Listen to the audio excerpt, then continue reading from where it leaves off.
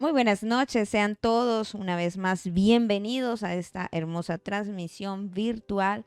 Hoy miércoles, enseñanza, estudio de la palabra del Señor. Hoy Dios nos regala este tiempo maravilloso para poder estar conectados y sintonizados a lo que Dios hoy quiere hablar a nuestra vida y a nuestro corazón. Quiero que te unas en esta noche junto conmigo a levantar tus manos y orar al Señor pidiéndole a Él su gracia, pero sobre todo su sabiduría para que esta palabra que hoy va a ser impartida quede grabada en su mente y quede grabada en su corazón. Padre, te damos muchísimas gracias en esta hora, en esta noche. Gracias por tu amor, tu presencia y tu fidelidad. Tú, Señor, has sido bueno, Señor. Gracias doy por cada oyente, por cada amigo, Señor, que está allí hoy, Señor, conectado para escuchar esta palabra, este mensaje, Señor.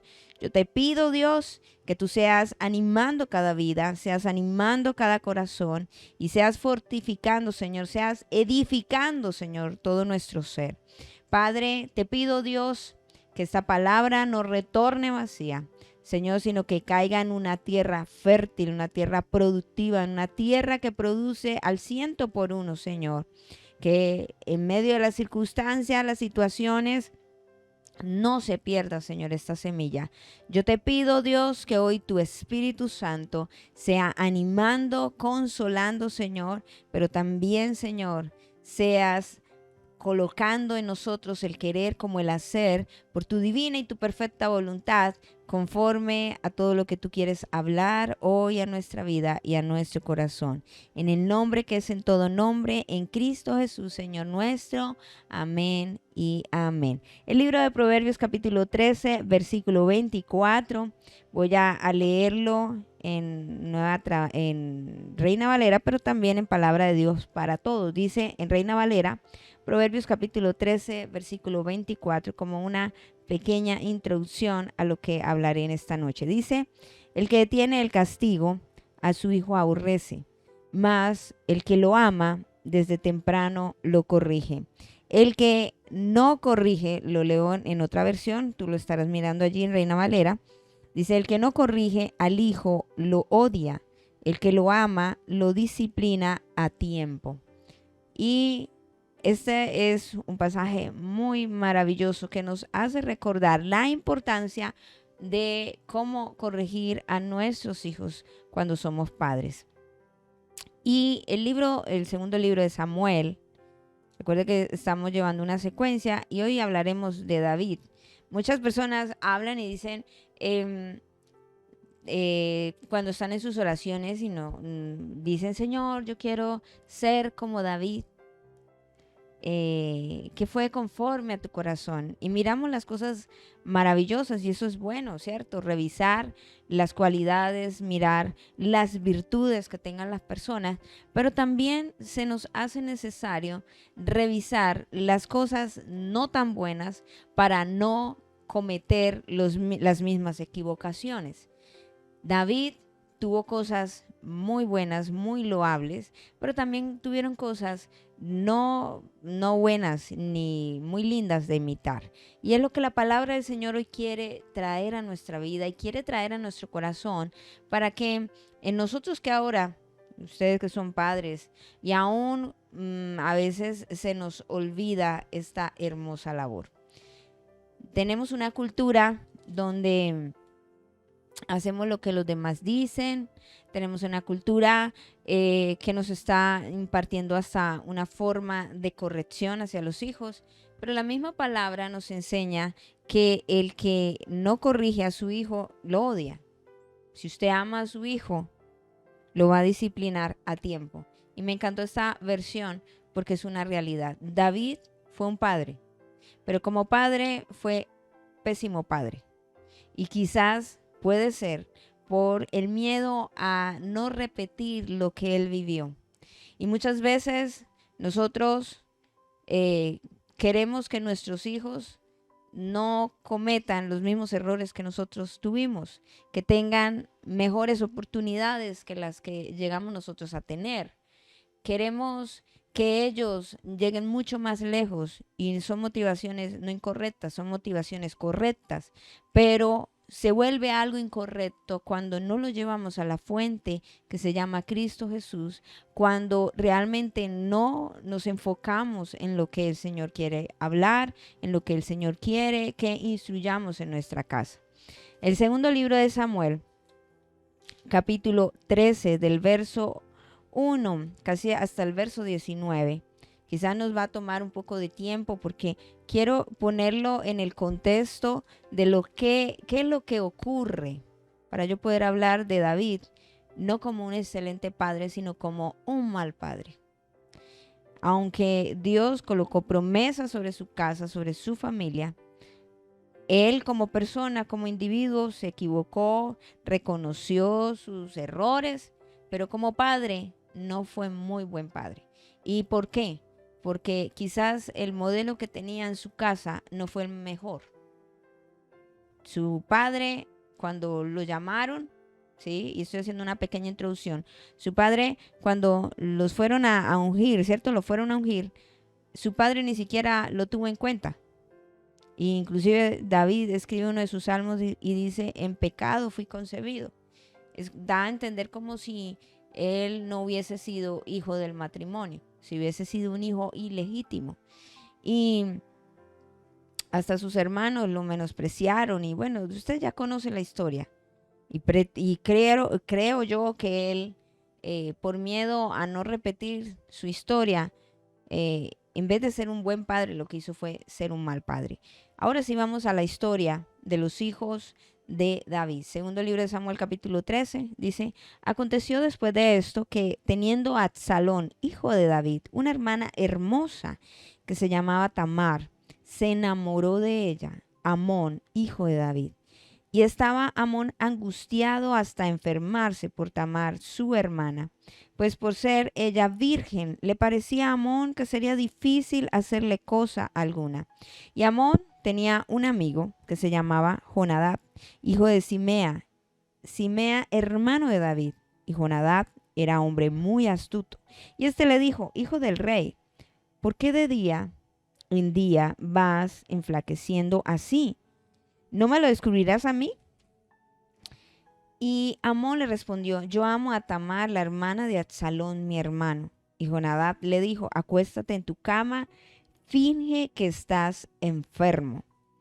Y cuando tu padre, ¿quién era el padre? David, viniere a visitarte, dile, te ruego que venga mi hermana Tamar para que me dé de comer y prepare delante de mí alguna vianda para que al verla yo la coma de su mano. Y se acostó pues Amón y fingió que estaba enfermo.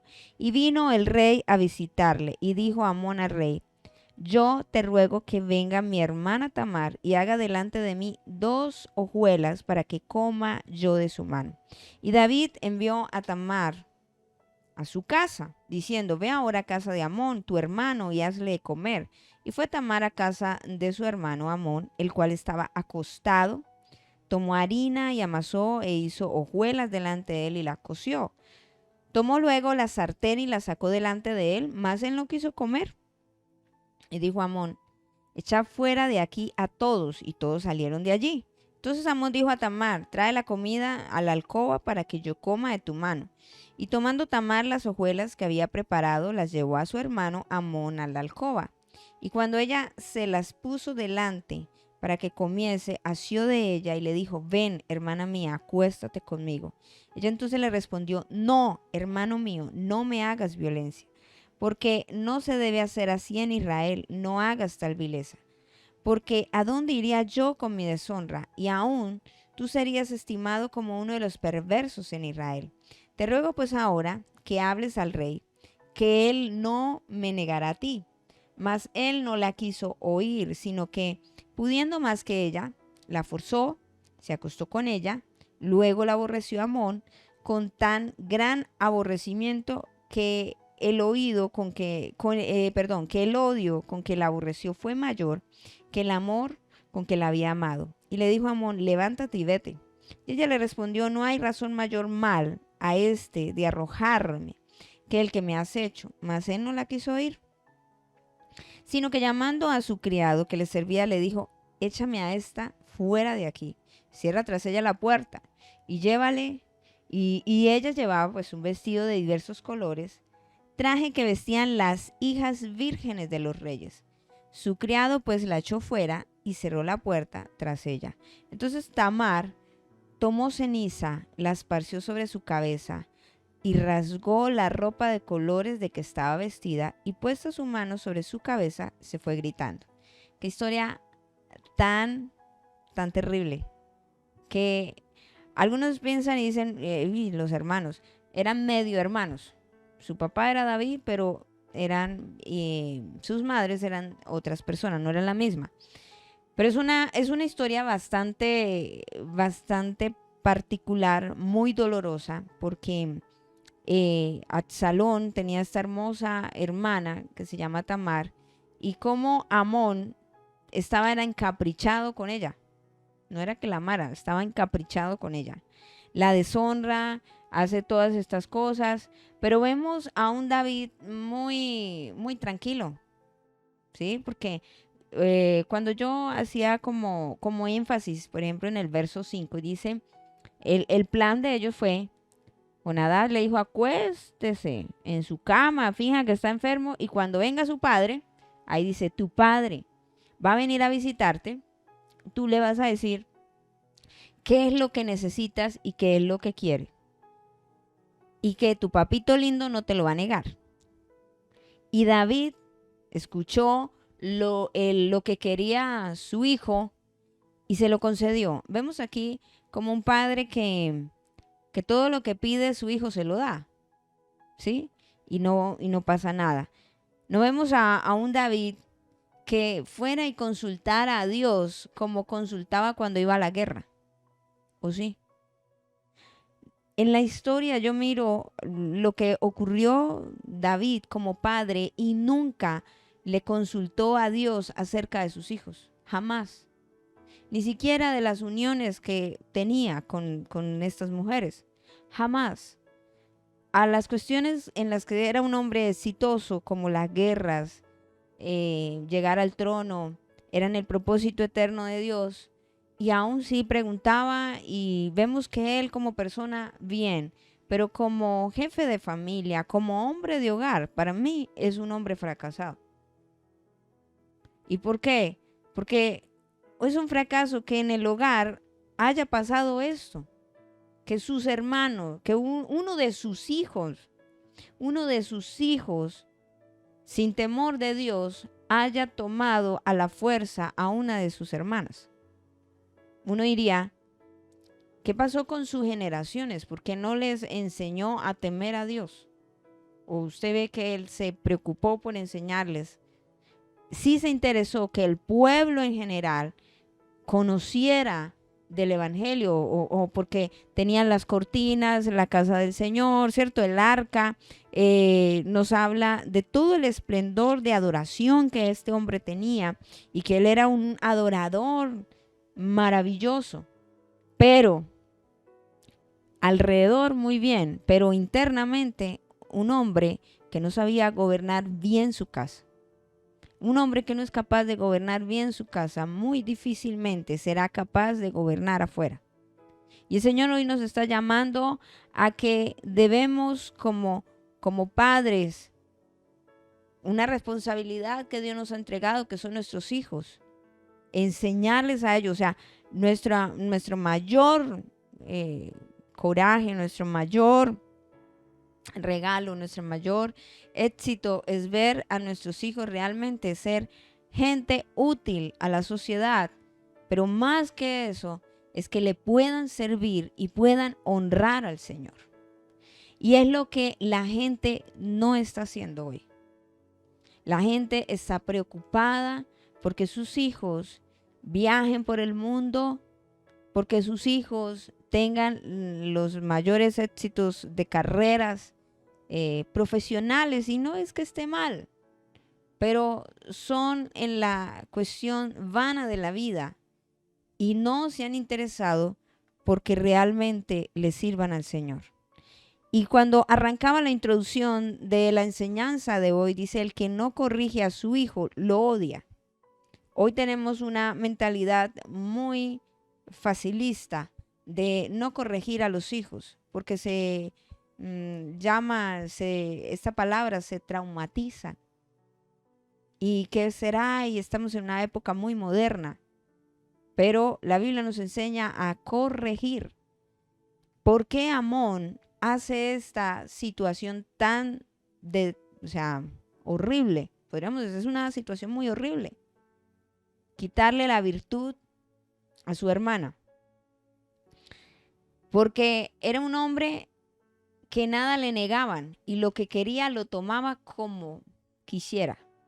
Y aún hasta su primo, porque el que estaba ahí era el primo. Dice: tú eres el hijo del rey. O sea, que todo lo que tú quieras es tuyo. Así no son las cosas. Así no son las cosas. Y creo que David no le había enseñado eso a sus hijos. Que no es tomar las cosas de ellos como cuando yo quiero, como yo quiera. No. Sino que hay reglas, que hay cosas que seguir. Y me aterra más porque en el verso 20 dice: le dijo su hermano a Absalón, acuérdese que era la hermana de él, de Absalón: ¿ha estado contigo tu hermano Amón? Pues calla ahora, hermana mía, tu hermano es, no se angustie tu corazón por esto. Y se quedó Tamar desconsolada en casa de Absalón su hermano. Y luego que el rey David oyó todo esto, fue y corrigió a su hijo Amón. Dice, se enojó mucho. ¿Y qué? ¿Qué sirvió? Se enojó, pero no hizo nada. No hubo una corrección. No llamó a decir: mire, ¿usted por qué hizo eso? Porque eso no está bien. Aunque sea mi hijo, merece ser castigado, merece ser reprendido. Usted ve que pasa eso ahí. Y si quiere, revisemos y verá que él no hace nada. En el verso 22 dice: mas Absalón no habló con Amón ni malo ni bueno, aunque Absalón aborrecía. En otra versión dice: odiaba a Amón, porque había forzado a Tamar su hermana. Aconteció, pasado 2 años, que Absalón tenía esquiladores en Baal Azor, que está junto a Efraín, y convidó a Absalón a todos los hijos del rey. ¿Cuántos años pasaron? 2 años. ¿David qué hizo con este hijo? Nada. Nada, absolutamente nada. Y me hace pensar que no hizo nada. Venga, les digo por qué no hizo nada. Segunda de Samuel, capítulo 3, verso 2. Segundo libro de Samuel, capítulo 3, verso 2, dice así: nacieron hijos a David en Hebrón. Su primogénito, ¿quién fue? Fue Amón. Fue Amón. O sea que su hijo consentido, ¿quién era? Amón. Amoncito. Fue el primero. No fue Salomón ni Absalón, no. El primero, el primer hijo de David fue Amón. Y nos dice que fue de Ahinoam, jezreelita. Nos habla de una mujer que ni siquiera se habla de que sean de las tribus. Y la palabra de Dios me habla y me dice que ellos no podían tener relaciones o afectos o formar familias con alguien que no fuera de sus mismas tribus, de su misma pueblo, de su misma nación. El acabose total de la vida de Sansón fue poner sus ojos donde no tenía que ponerlos. Entonces, al no tener Amón una madre con temor de Dios, pues, ¿qué se iba a esperar? No pueden haber comunión la luz con las tinieblas. Y David pareciera que estuviera repitiendo una historia, una mala historia, porque podríamos decir, si él fue un producto fuera de un matrimonio, estaba haciéndolo igual, porque él estaba casado ¿con quién? Con la hija de Saúl. Y ahí empieza a decirnos los hijos que tuvo en Hebrón. Y dice que el segundo fue Gilead de Abigail, la mujer de Nabal, el de Carmel. El tercero, ahí sí nos habla de Absalón, hijo de Maaca, hija de Talmai, rey de Gesur. O sea, que Absalón era hijo de Maaca y Tamar era igual, que eran hermanos. Ellos eran hermanos. Entonces, mirando esto, David dejó pasar este imprevisto de sus hijos, como aquí no pasó nada. Y el problema es que esto se fue agrandando. Y qué tremendo cuando usted como papá dice que ama tanto a su hijo y no es capaz de reprenderlo. Cuando su hijo es el que le pone las reglas a usted. Mis amados, esto es una palabra que nos llama la atención y nos dice, wow, el rey David, el que mató gigantes, el que conquistó ciudades, el que trajo el arca del Señor, el que 24 horas, 7 días de la semana estableció una adoración espectacular y entendió todo lo que significaba la presencia de Dios, pero no entendió lo que significaba la presencia de Dios en su casa, en sus propios hijos, en su propio legado. 2 años que no fue capaz de decir, oye, Amón, lo que hiciste con tu hermana no estuvo bien. Tú has deshonrado a tu hermana. Mereces ser reprendido. Imagínense que eso pasara en su casa y ninguno, como aquí no pasó nada, entre ellos se lastimaron, no hicieron nada. ¿Usted qué cree que pasaría entre los hermanos? Obviamente que Absalón odiaba a Amón. ¿Por qué? ¿Por qué lo odiaba? Pues por lo que había hecho con su hermana. Y aún peor, ver que David, su propio padre, no fue capaz de decirle a su hijo que su comportamiento estuvo inadecuado. Ya vemos cómo Absalón tuvo 2 años para prepararse y él traer su propia justicia a su hermana. Como diciendo, yo vengo a mi hermana. Él no le importó que fuera nuestra hermana, hizo eso. Pues a mí qué me va a interesar que sea mi hermano. Porque usted mira aquí que Absalón, mire lo que pasa. Después de los 2 años, en el 24 dice, vino Absalón al rey. ¿Quién era el rey? ¿Quién era? David, su papá. Y dijo, he aquí tu siervo tiene ahora esquiladores. Yo ruego que venga el rey y sus siervos con tu siervo. Respondió el rey a Absalón, no, hijo mío, no vamos todos para que no te seamos gravosos. Y aunque porfirió con él, no quiso ir, mas le bendijo. Yo lo bendigo, mi amigo, mi amor, mi vida, mi tesoro, mi chiquitín. ¿Sí? Entonces dijo a Absalón, pues si no, te ruego que venga con nosotros Amón mi hermano. Dijo, ahora hazme, mire que se está repitiendo la historia. Amón le pide a David su padre que venga a Tamar para él llevar a cabo su plan.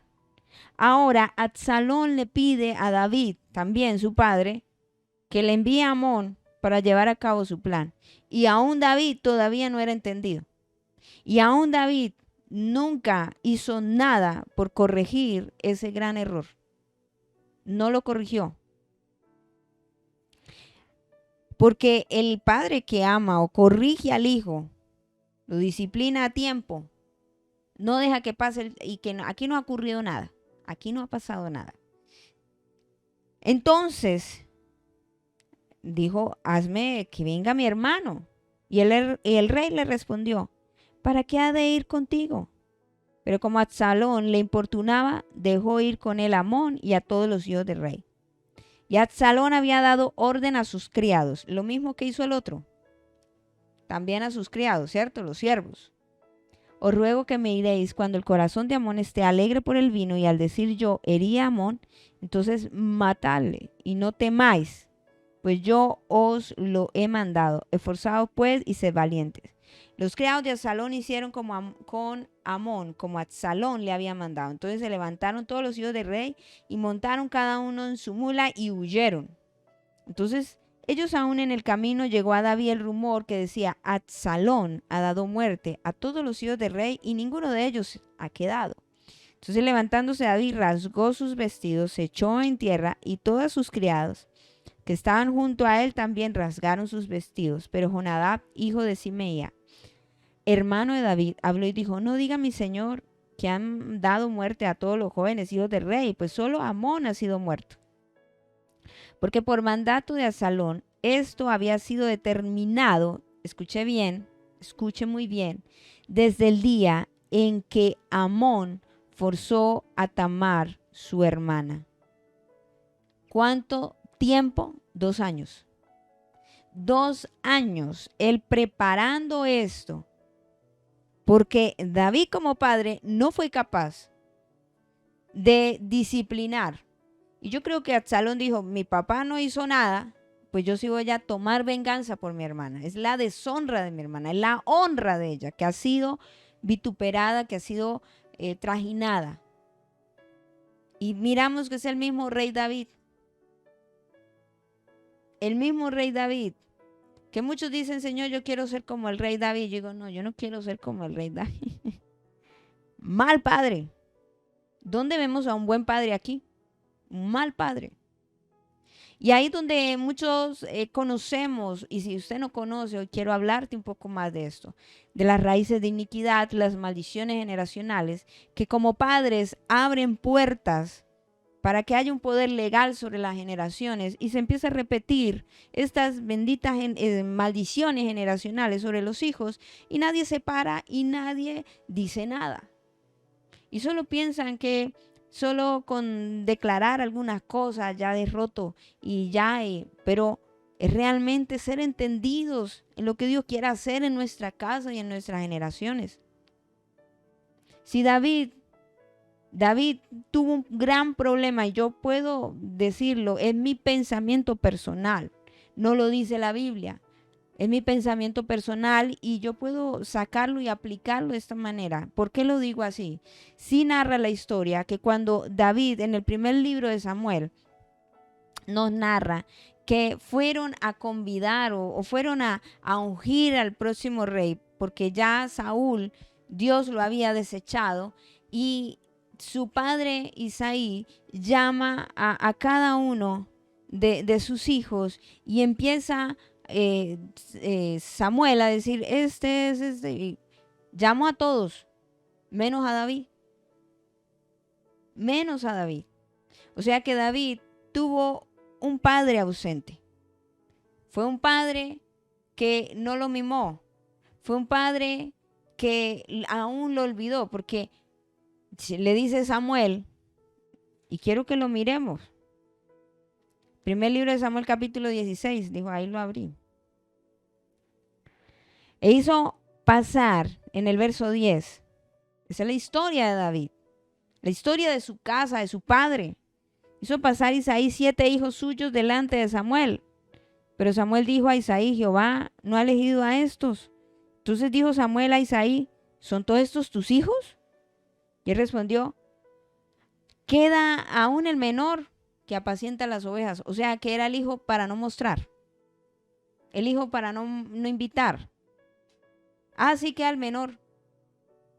si iban a escoger alguno que fuera el próximo rey, Isaí no tuvo en la mente ni en el corazón que David fuera el candidato propicio para eso, ¿o sí?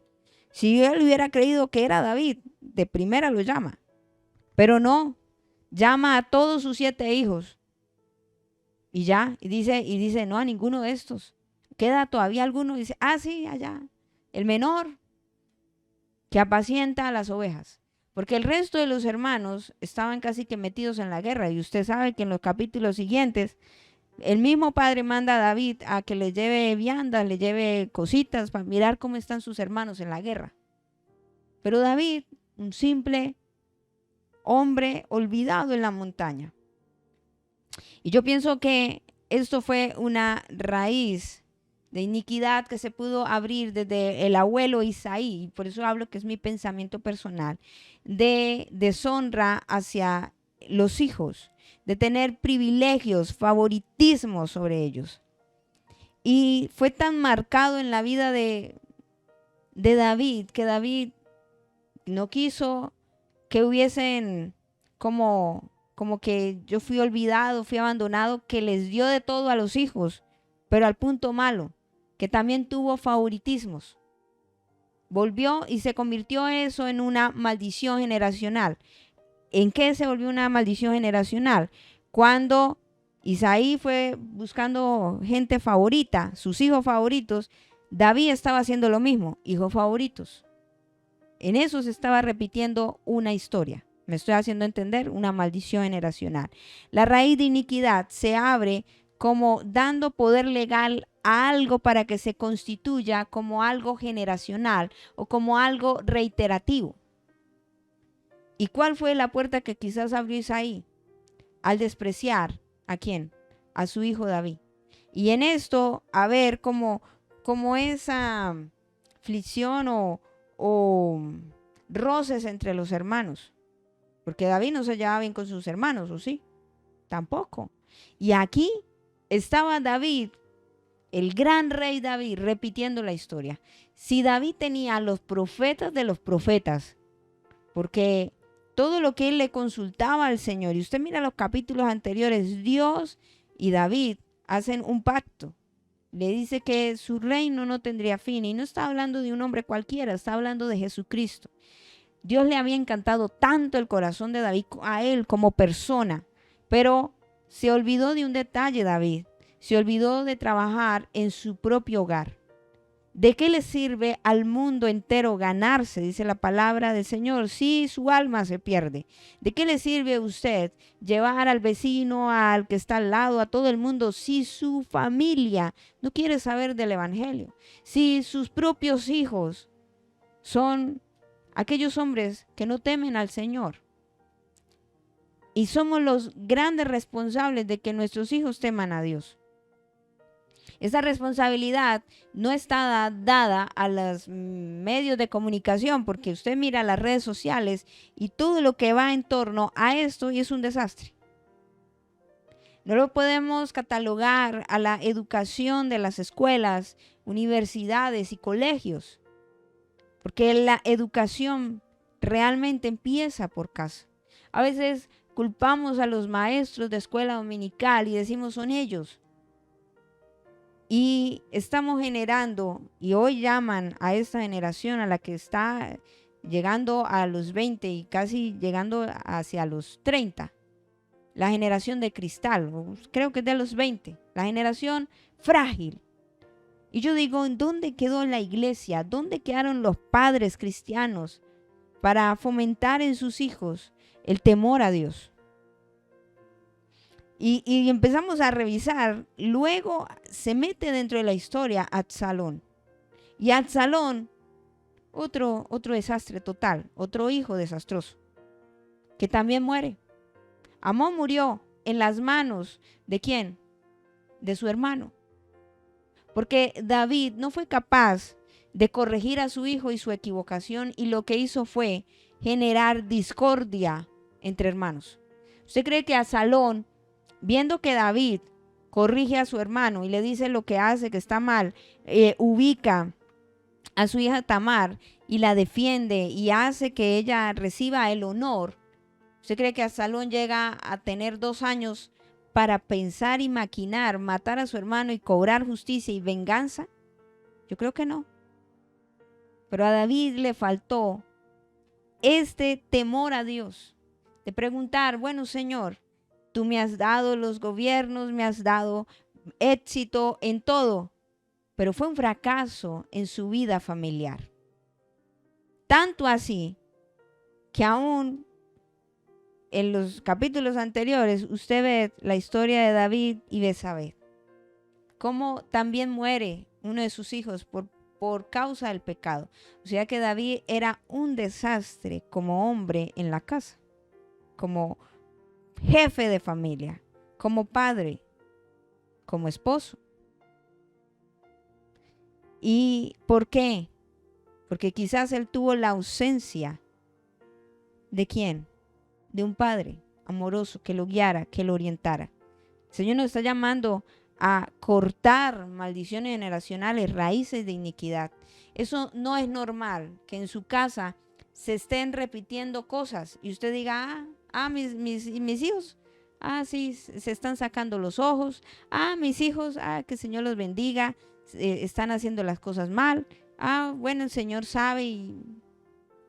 No, o sea, si no nos paramos a orar y a clamar y a decir, bueno, Señor, ¿cuál es la estrategia? Yo he dicho mucho acerca de esto. El diseño de la familia no es el diseño del mundo. No es la idea de un pensamiento, ¿cierto? De algún personaje importante, sino es del Dios de los cielos. Dios es el dueño del diseño de la familia. Y sabe que nosotros le preguntamos a Dios muchas cosas, oramos porque nos dé muchas cosas, pero se nos ha olvidado pedirle a Dios que nos ayude con el diseño de la familia. Y quiero ser honesta y ser franca con esto, porque hablamos de David y todas estas cosas, pero no miramos las cosas no tan buenas y que no debemos cometer. Como padres, es que cuando yo era niño tuve mucha necesidad, entonces ahora a mi hijo yo le doy desbordadamente, porque son cuestiones no resueltas en Cristo Jesús y somos un fracaso como padres. Porque yo tengo que preguntarle a Dios, Señor, y quiero ser muy clara y no me malinterprete, o sea que no le puedo dar nada a mi hijo. No, sí puedes darle, pero tienes que preguntarle al Señor, ¿debo darle porque en mi vacío emocional yo no tuve y yo tengo que darle todo? ¿O cómo es, Señor? ¿Me estoy haciendo entender? Porque, no, es que cuando de niño yo no comía pan. Entonces ahora usted va y le compra la panadería y se la da a su hijo porque usted no tuvo pan. No, eso no es. Algo no resuelto en nosotros, como individuos, como personas, podremos llegar a cometer errores con nuestros hijos cuando somos padres. Y necesitamos ser resueltos en la parte emocional, en la parte afectiva, en la parte laboral, en la parte económica, en la parte generacional, con maldiciones, ser resueltos para no cometer los mismos errores que cometieron nuestros padres. Y aún así, no cometer errores nosotros como padres en nuestras generaciones. Porque eso es lo que estamos haciendo. Y a veces decimos, lo que Dios juntó no lo separa el hombre. Y a veces Dios ni junta a nadie. O sea, yo pienso esto, Dios nos dio libertad, ¿cierto? Dios no decide por usted qué blusa o qué pantalón ponerse el día de hoy. O Dios me dijo a mí, no te coloques esa blusa azul, ponte la verde. ¿Sí? O usted fue al centro comercial y le dijo, no se coloque esos zapatos, quiero otros. ¿Sí? Dios deja que usted decida qué zapatos quiere comprar, de qué color. Usted allá, la vendedora o el vendedor le muestra lo que hay en la vitrina y usted dice, este color me gusta, me agrada. me alcanza porque tengo el presupuesto. Pero en ningún momento Dios le impone qué zapatos comprar. No, a mí me gustan los de charol y se tiene que poner los de charol. ¿Sí? Dios le dice eso. No, su gusto, es lo que a usted como su libre decisión quiere hacer. Su corte de cabello también usted lo decide. Lo que va a almorzar, lo que va a comer. No le dice Dios, hoy no vas a comer carne asada. No, tienes que comer pollo. ¿Sí? No, usted dice, uy, hoy tengo ganas de comerme un pollito. Ya. Son sus decisiones. Y a veces tenemos un mal pensamiento diciendo, Señor, el hombre que tú me diste, el que usted me mandó, y dice Dios, son sus gustos. Dios no le va a traer a alguien que a usted no le guste. ¿O no? Son sus gustos. O Dios le dijo, se tiene que casar con ese que no tiene cabello, que tiene, ese es. Y ya, y no reniegue. ¿Sí? Usted tiene que gustarle. Si no, usted escogió debido a su gusto, al color, ay, me encantan los ojos, no sé cómo. Usted lo escogió. El problema es que en esa escogencia no involucramos a Dios. Ahí ya es diferente. A mí me puede gustar algo, pero digo, Señor, ¿me conviene? Es diferente. Y pensamos que Dios juntó, hizo esta familia y no sé qué. Y tomaron una mala decisión y Dios intervino en la familia que alguno conoció del evangelio y dice, Señor, ¿cuándo vas a contestar mi oración? Convierte a este hombre. Usted fue el que me lo dio y Dios va a decir, yo no lo escogí. Usted fue el que le gustó y usted tomó su decisión, sin preguntarme a mí. Es diferente. Y no, como padres no pedimos perdón por nuestras malas decisiones. Señor, perdóname porque cuando yo no conocía de ti, escogí a este esposo y me ha ido como no muy bien, o esta esposa y no me ha ido muy bien. Pero yo quiero hoy pedirte perdón por mi decisión. Interviene en mi casa y te pido que toda maldición generacional que venía arrastrando, hasta yo podría decir, Señor, en raíces de iniquidad, en raíces de maldiciones generacionales, sea cortada de aquí en adelante y aún sobre mis hijos. Que mis hijos decidan bien. Que mis hijos puedan encontrar personas conforme a tu corazón, que se alineen a tu plan y a tu propósito. Entonces vemos gente en uniones que no son buenas, porque uno pregunta en los antecedentes de la familia, no, es que el abuelito, tal cosa, ¿cierto? Que la abuelita, que a todas las maltratan, que todos los hogares son infelices. Y hay una maldición generacional. Y esto es lo que pasó con David. Una maldición generacional reiterativa en su casa. Mire que ahora Absalón le estaba repitiendo la misma dosis con su hijo, con su hermano, para no ir tan lejos. Y David, fresqueado. Eran sus hijos. ¿Qué estamos haciendo como papás? No, perdónenme lo que le voy a decir, es con todo el amor, míreme, con todo el amor. Pero si no lo hablo, ¿quién más se lo va a decir? Queremos que nuestros hijos canten, aplauden, les sirvan al Señor, sean los reungidos del Señor. Pero muchas veces nosotros ni siquiera le damos ejemplo en nuestra casa de orar, leer la Biblia, ni siquiera de congregar.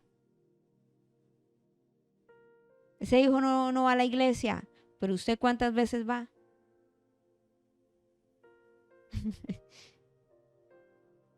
Queremos algo de lo que no estamos dando, en lo que no estamos cortando.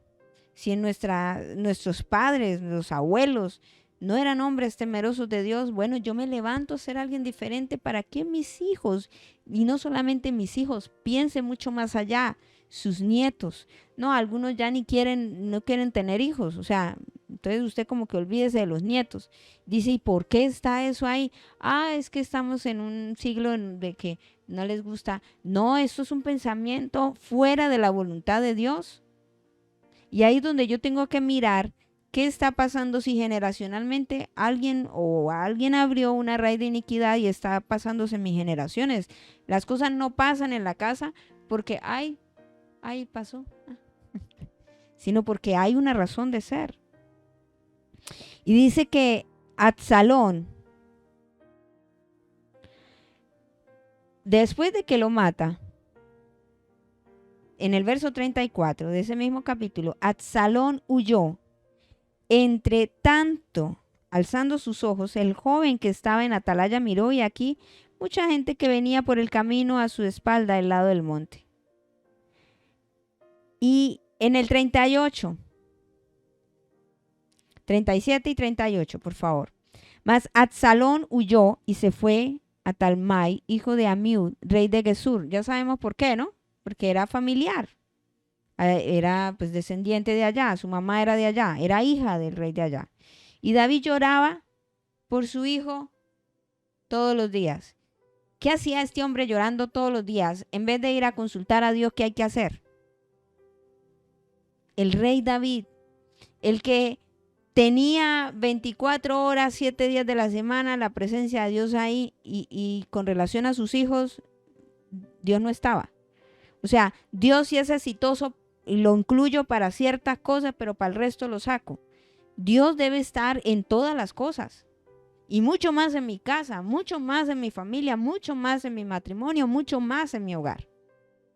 Pero estamos más atentos a los consejos que nos da la revista de moda, los consejos de lo que hay en TikTok, lo que hay en las redes sociales, pero menos de ir a consultar al Señor.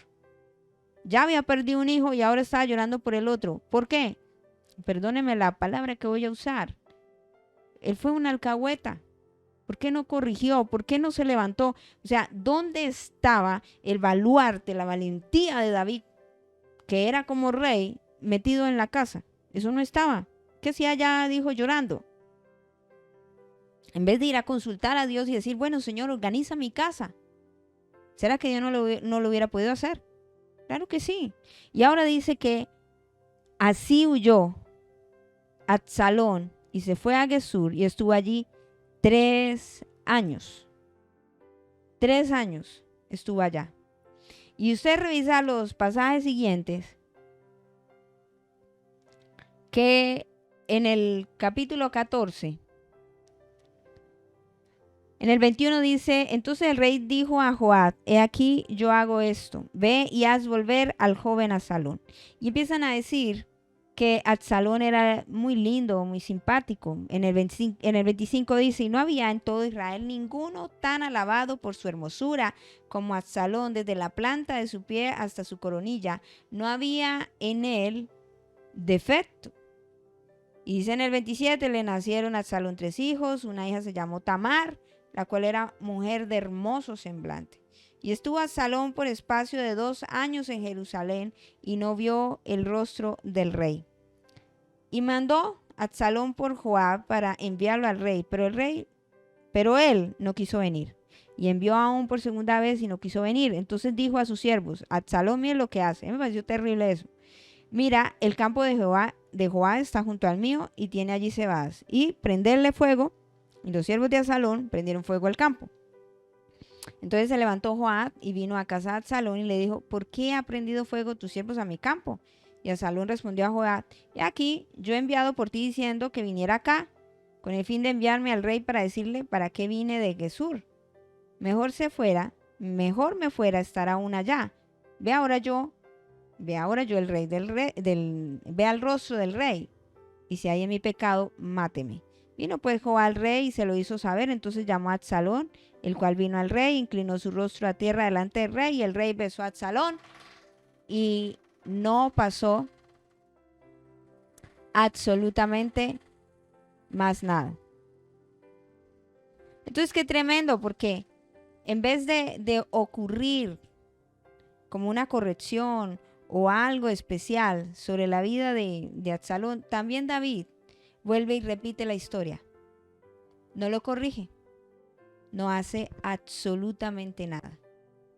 Viendo que había matado a otro de sus hijos, que era Amón, no lo corrigió. La historia se estaba repitiendo. Un hombre, un padre, sinvergüenza, alcahueta, que no corrige a sus hijos. Tú y yo debemos marcar la diferencia. Debemos ser hombres y mujeres que, como inicié en el libro de Proverbios, corregir a nuestros hijos ahora que hay tiempo.